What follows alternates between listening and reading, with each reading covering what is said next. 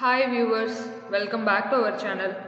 இந்த வீடியோல நம்ம CMA Final Group 3 Strategic Financial Management Paper 14 அதுல first chapter Investment Decisions, Project Planning and Control அந்த chapterல Discounted Cash Flow Techniquesல ஒன்னான Internal Rate of Return பத்தி தான் பார்க்க போறோம். ஸோ இந்த டிஸ்கவுண்டட் கேஷ் ஃப்ளோ டெக்னிக்கில் வந்து ரெண்டு கேட்டகரி இருக்குது. ஒன்று நான் டிஸ்கவுண்டட் கேஷ் ஃப்ளோ மெத்தட்ஸ், இன்னொன்று discounted cash flow method. First வந்து நம்ம கான்செப்டுவலாக பார்த்துடலாம். இதுக்கு நீங்கள் page number 15 page number 1 second page number 10ல் நம்ம புக்கில் வந்து அந்த கிளாசிஃபிகேஷன் கொடுத்துருக்காங்க டிஸ்கவுண்டட் அண்ட் நான் டிஸ்கவுண்டட்க்கு. அதில் பாருங்கள், ஃபர்ஸ்ட் நான் டிஸ்கவுண்டட் அப்படின்னா என்னன்னா, அந்த மெத்தட்ல வந்து டைம் வேல்யூ ஆஃப் மணியை கன்சிடர் பண்ண மாட்டாங்க. டைம் வேல்யூ ஆஃப் மணி அப்படின்னா என்னன்னா, இன்னைக்கு ஒரு வேல்யூ, ஒரு ப்ராப்பர்ட்டியோட ஒர்த் வந்து இன்னைக்கு 100 இருக்கு அப்படின்னா ஃபியூச்சர்லயும் 100 இருக்காது, அது டிக்ரீஸ் ஆகலாம். ஸோ அந்த டிஃப்ரென்ஸ் பிட்வீன் 2 டேட்ஸ் இருக்கு இல்லையா, அதை தான் நம்ம வந்து டைம் வேல்யூ ஆஃப் மணின்னு சொல்லுவோம். ஸோ இந்த நான் டிஸ்கவுண்டட் கேஷ் ஃப்ளோ மெத்தட் வந்து அந்த டைம் வேல்யூ ஆஃப் மணியை கன்சிடர் பண்ணாமல் வேற அப்படியே வந்து அந்த கேஷ் இன்ஃப்ளோஸ் இருக்கு இல்லையா, அது எல்லாத்தையுமே ஆட் பண்ணி அவுட்ஃப்ளோக்கு ஈக்குவலாக இருந்தால் அது வந்து டிஸ்கவுண்ட் ரேட் வந்து அதுதான் கன்சிடர் பண்ணிடுவாங்க. டைம் வேல்யூ ஆஃப் மணியை கன்சிடர் பண்ண மாட்டாங்க. ஸோ இந்த பேசிஸில் இருக்கிறது நான் டிஸ்கவுண்டட் கேஷ் ஃப்ளோ. அதில் வந்து accounting or average rate of return, pay back period, இதெல்லாம் வந்து அந்த நான் டிஸ்கவுண்டட் கேஷ் ஃப்ளோ மெத்தடை பேஸ் பண்ணி வரும். இந்த மெத்தட் எல்லாமே உங்களுக்கு ஆல்ரெடி ஃபெமிலியராக இருக்கும். இப்போ நம்ம டிஸ்கவுண்டட் கேஷ் ஃப்ளோ மெத்தடில் இன்டர்னல் ரேட் ஆஃப் ரிட்டர்ன் பார்க்கலாம். டிஸ்கவுண்டட் கேஷ் ஃப்ளோ மெத்தட் என்னன்னா, அது வந்து டைம் வேல்யூ ஆஃப் மணியை கன்சிடர் பண்ணிக்கும். ஃபார் எக்ஸாம்பிள், இப்போ வந்து நமக்கு கேஷ் இன்ஃப்ளோஸ் இருக்குன்னா அதோட டிஸ்கவுண்டட் ப்ரெசென்ட் வேல்யூவை மல்டிப்ளை பண்ணி டிஸ்கவுண்டட் கேஷ் ஃப்ளோ கண்டுபிடிச்சி அந்த வேல்யூ வச்சு நமக்கு வந்து டிஸ்கவுண்ட் ரேட் ஃபைண்ட் அவுட் பண்ணுவாங்க. ஸோ இந்த பேசிஸில் கால்குலேட் பண்ணுறது டிஸ்கவுண்டட் கேஷ் ஃப்ளோ மெத்தட். இதில் 7 கேட்டகரிஸ் இருக்குது. ஸோ இங்கே கொடுத்துருக்காங்க பாருங்க, discounted payback period, net present value, profitability index, adjusted NPV, internal rate of return, modified NPV, modified ஐஆர்ஆர்னு 7 கேட்டகரிஸ் இருக்கு. இதில் நம்ம வந்து இன்னைக்கு இன்டர்னல் ரேட் ஆஃப் ரிட்டர்ன் இந்த டாபிக் தான் நம்ம வந்து பார்க்க போகிறோம். So one second, internal rate of return.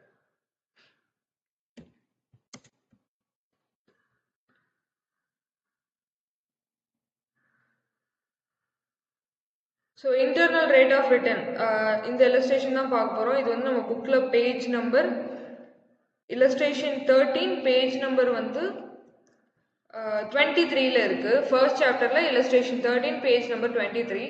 So first internal rate of ரிட்டர்னா என்னென்னு வந்து ஃபர்ஸ்ட் நம்ம தெரிஞ்சுக்கலாம்.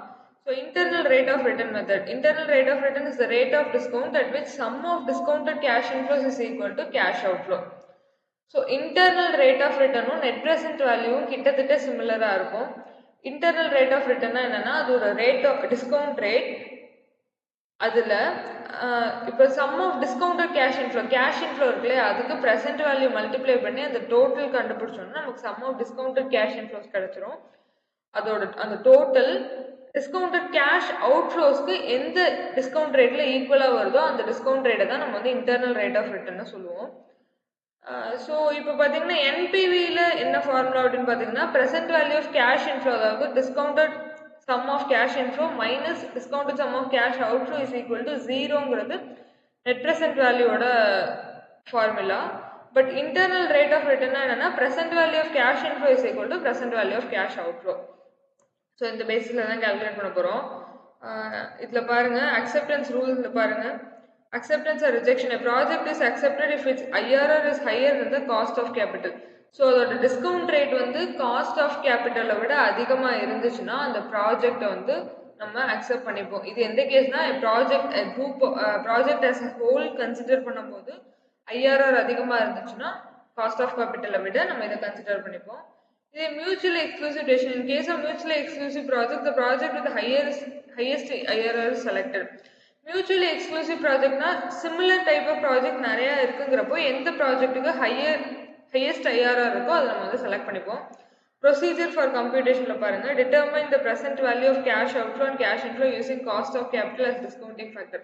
ஸோ நம்ம கொஸ்டினில் cash inflows and cash outflow கொடுத்துருப்பாங்க.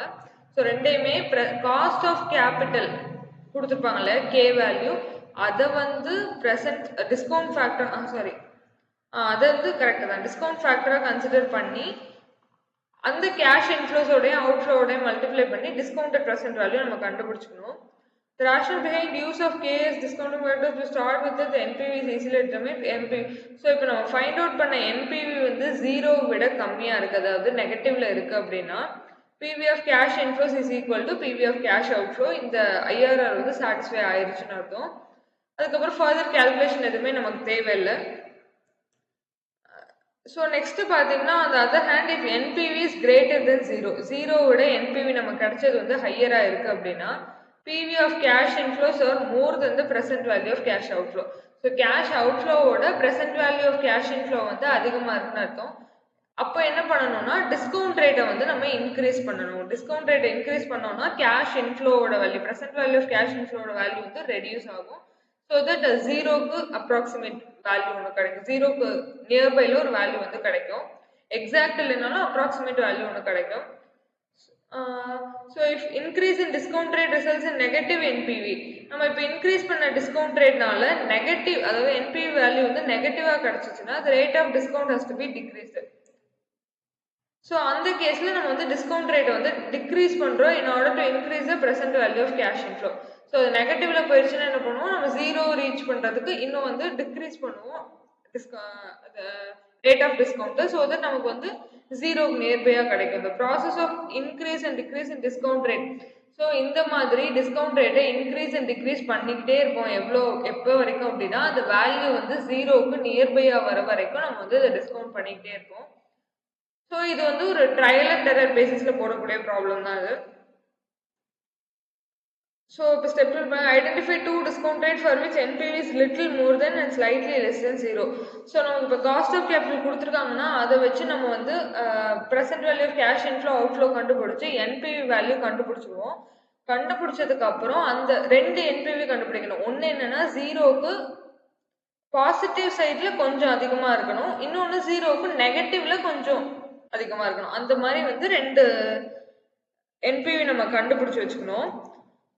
So compute the change in NPV over two selected discount rates. அதோட டிஸ்கவுண்ட் ரேட்டை ஃபைண்ட் அவுட் பண்ணி அந்த என்ன சேஞ்ச் இருக்குங்கிறத நம்ம இன்டர்போலேஷன் மெத்தடை யூஸ் பண்ணி, இன்டர்போலேஷன் மெத்தட்னா என்னென்ன அந்த ப்ராப்ளம் போடும்போது உங்களுக்கு சொல்கிறேன், அதை யூஸ் பண்ணி நம்ம வந்து டிஸ்கவுண்ட் ரேட் வந்து அதாவது present value of cash inflow equal to present value of cash outflow வர மாதிரி என்ன டிஸ்கவுண்ட் ரேட் இருக்குங்கிறத நம்ம ஃபைண்ட் அவுட் பண்ணுவோம்.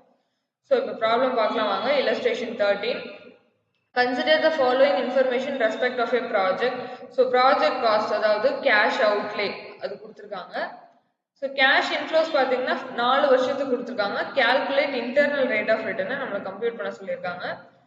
ஸோ இன்டர்னல் ரேட் ஆஃப், நம்ம முன்னாடி சொன்ன மாதிரி இன்டர்னல் ரேட் ஆஃப் ரிட்டர்ன்ங்கிறது அது ஒரு trial and error method. So cash flows வந்து இங்கே வந்து யூனிஃபார்மாக இருக்காது, ஒவ்வொரு வருஷத்துக்கும் அது வந்து வேரி ஆகும். ஸோ இப்போ நம்ம என்ன பண்ண போகிறோம் அப்படின்னா இந்த இன்வெஸ்ட்மெண்ட்டையும் கேஷ் இன்ஃப்ளோவையும் வச்சு நமக்கு என்ன ஃபைண்ட் அவுட் பண்ணலாம், எந்த மெத்தடில் ஃபைண்ட் அவுட் பண்ணலாம்னா பேபேக் பீரியட் மெத்தடில் ஃபைண்ட் அவுட் பண்ணலாம். ஸோ பேபேக் பீரியடுக்கு investment divided by cash inflow, அதுதான் ஃபார்முலா. இந்த கேஸில் ஐஆர்ஆருக்கு வரும்போது ஃபேக் பேபேக் பீரியட்னு அதை சொல்லுவோம் நம்ம. So fake payback period F is equal to I divided by C, அதாவது original investment, I stands for original investment divided by C வந்து average cash inflow per annum.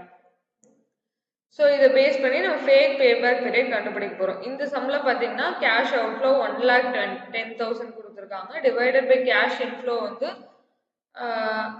Average cash inflow per annum.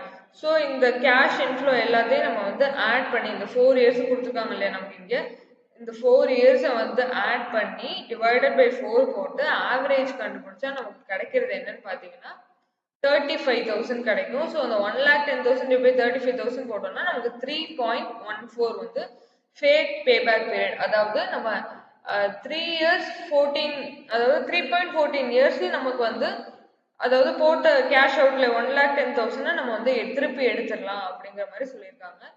So factor will be located from the table PV of annuity of ₹1. So இந்த 3.14ங்கிறது வந்து 10% PV annuity டேபிள்ல எந்த இயர்ல வந்திருக்குன்னு நம்ம find out பண்ணணும். ஸோ அதுக்கு பாருங்க, நம்ம பிவி annuity டேபிள் எடுத்துக்கலாம். அதுல present value of annuity ல பார்க்கணும், single cash flow ல annuity ல பார்க்கணும். 10% ல 3.14 க்கு சிமிலரா எது வந்திருக்குன்னு கேக்குறாங்க. ஸோ இந்த ஸ்டெப்ல பாத்தீங்கன்னா 3.1669. ஸோ இது இருக்கா, இங்க பாருங்க 10% 4 இயர்ஸ்ல பாத்தீங்கன்னா நமக்கு 3.1669 இது அப்ராக்சிமேட் வேல்யூ. ஸோ அது வந்து 4 இயர்ஸ்ல நமக்கு கிடைக்குது. ஸோ நெக்ஸ்ட் வந்து பாத்தீங்கன்னா இப்போ நமக்கு இயர் தெரிஞ்சிருச்சு, 4 இயர்ஸ் நம்ம PVIFA டேபிள் யூஸ் பண்ணி ஃபைண்ட் அவுட் பண்ணிட்டோம். இப்போ நெக்ஸ்ட் பாத்தீங்கன்னா இந்த 10% டிஸ்கவுண்ட் ரேட்டை யூஸ் பண்ணி நம்ம NPV வந்து ஃபர்ஸ்ட் ஃபைண்ட் அவுட் பண்ண போறோம். இப்போ இந்த 12%ங்கிறது இந்த காலமை நீங்க கன்சிடர் பண்ணாதீங்க. ஃபர்ஸ்ட் வந்து நமக்கு 10%ல போட்டுக்கிறோம். இயர் 1 2 3 4 4 வருஷத்துக்கு கொடுத்துருக்க கேஷ் ஃப்ளோஸ் எல்லாத்தையுமே எடுத்துக்கிறோம். PV வேல்யூ 10% வந்து இந்த சிங்கிள் கேஷ் ஃப்ளோ இருக்கு இல்லையா, அதுல இருந்து வந்து நம்ம ஒன்ஸ் அகெயின்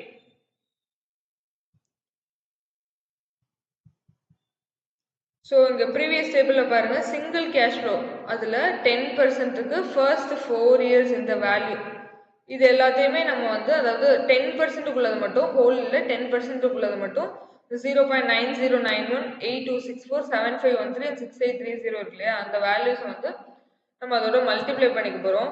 ஸோ அதுதான் இங்க கொடுத்துருக்காங்க. மல்டிப்ளை பண்ணா டிஸ்கவுண்டட் ஃபிகர்ஸ் ஃபார் 4 இயர்ஸ் நமக்கு கிடைச்சிரும். அதோட டோட்டல் தான் இங்க PV ஆஃப் கேஷ் இன்ஃப்ளோஸ் இருக்கு. ஸோ லெஸ் இனிஷியல் இன்வெஸ்ட்மெண்ட் நமக்கு தெரியும், போட்டோம்னா NPV 10% வந்து நமக்கு கிடைச்சிரும். இது வந்து ஜீரோவோட ஹையரா இருக்கு. ஸோ ஜீரோவோட கம்மியா வந்து நமக்கு ஒரு வேல்யூ தெரியணும். ஸோ அதுக்கு என்ன பண்றோம் அப்படின்னா டிஸ்கவுண்ட் ரேட்டை இன்க்ரீஸ் பண்றோம். இந்த ப்ரொசீஜர்ல நம்ம பார்த்துருந்தோம் இல்லையா, அந்த ஸ்டெப் இங்க பார்த்துருந்தோம்ல, அந்த ஸ்டெப் வந்து டிஸ்கவுண்ட் ரேட்டை இன்க்ரீஸ் பண்றோம். ஸோ தட் நமக்கு என்ன கிடைக்கும்னா டிஸ்கவுண்டட் கேஷ் ஃப்ளோ வந்து ஜீரோவுக்கு கம்மியா ஒன்று கிடைக்கும். ஸோ இப்போ 10க்கு அப்புறம் 12% வச்சு பார்க்குறாங்க. 12%ல பார்த்தீங்கன்னா இந்த டேபிளில் வேல்யூஸ் பாருங்க. 12% சிங்கிள் கேஷ் ஃப்ளோவில் ஃபர்ஸ்ட் 4 இயர்ஸ்க்கு 0.829 8929 7972 7118 அண்ட் 6355 இந்த வேல்யூஸை வந்து நம்ம அதோட மல்டிப்ளை பண்ணிக்க போகிறோம். கேஷ் ஃப்ளோ வந்து ஆல்ரெடி நமக்கு தெரிஞ்சது தான், அதோட இந்த வேல்யூஸை நம்ம மல்டிப்ளை பண்ணோம்னா டிஸ்கவுண்டட் ஃபிகர்ஸ் வந்து 12% கிடைச்சிரும். அதோட டோட்டல் வந்து இந்த 12%க்குள்ள NPV நமக்கு தெரிஞ்சிடும். அதுல இருந்து இனிஷியல் இன்வெஸ்ட்மெண்ட் 1,10,000 மைனஸ் பண்ணோம்னா நெகட்டிவ்ல நமக்கு கேஷ் ஃப்ளோ கிடைக்குது. ஸோ இந்த ரெண்டு மெத்தடையும் வச்சு நம்ம என்ன பண்ண போறோம்னா சிம்பிள் இன்டர்போலேஷன் போட போறோம். சிம்பிள் இன்டர்போலேஷனா என்னன்னா, ஸோ இங்க பாருங்க சிம்பிள் இன்டர்போலேஷனுக்கான ஃபார்முலா இதுதான். One second, simple interpolation method.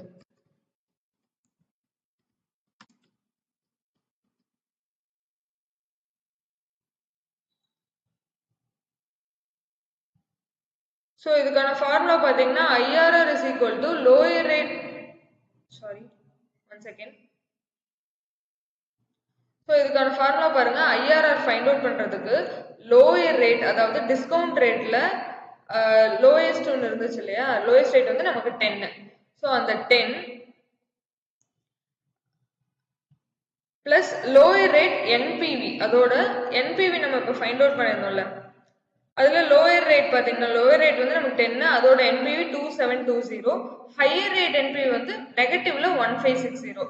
இது நமக்கு தெரியும், அந்த வேல்யூ தான் இங்க கொடுக்க போறோம். Plus lower rate NPV divided by lower rate NPV minus higher rate NPV into higher rate, வெறும் discount rate higher rate minus lower rate. இந்த ஃபார்முலால நம்ம இந்த கால்குலேட் பண்ண வேல்யூவை சப்ஸ்டியூட் பண்ணி நம்ம வந்து ஃபைண்ட் அவுட் பண்ண போறோம். ஸோ நமக்கு லோயர் ரேட் வந்து 10 தெரியும் discount rate, plus lower rate NPV 2720 divided by lower rate NPV 2720 plus 1560 into higher rate வந்து நமக்கு 12, லோயர் ரேட் 10.